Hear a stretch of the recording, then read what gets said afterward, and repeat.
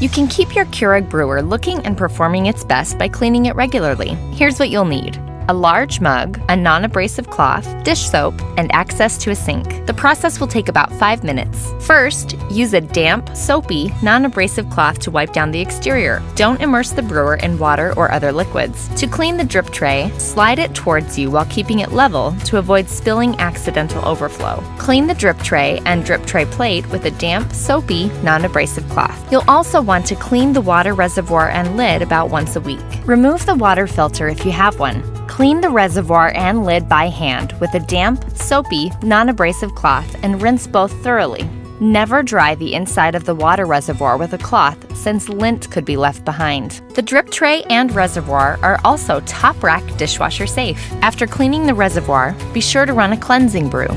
To do this, place a mug on the drip tray and run a water-only brew using the largest cup size. Remember, do not use a K-cup pod when running a cleansing brew. You may also use Keurig rinse pods, a simple, fast, and convenient way to reduce flavor carryover between brews, ensuring the best tasting beverages every time. After each use, allow the frother to cool and then clean the frother. To do this, remove the frother from the base. Remove the silicone ring from the lid and remove the whisk from inside the frother.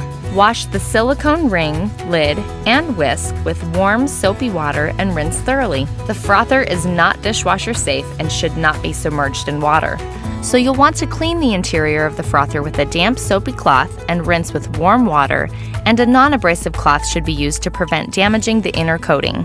Now, wipe the exterior with a soft, damp cloth. Dry all parts thoroughly and reassemble for the next use. That's it! Your brewer is now clean and you're ready to brew. Regular cleaning of your brewer, which includes descaling every 3 to 6 months, will keep it working at peak performance.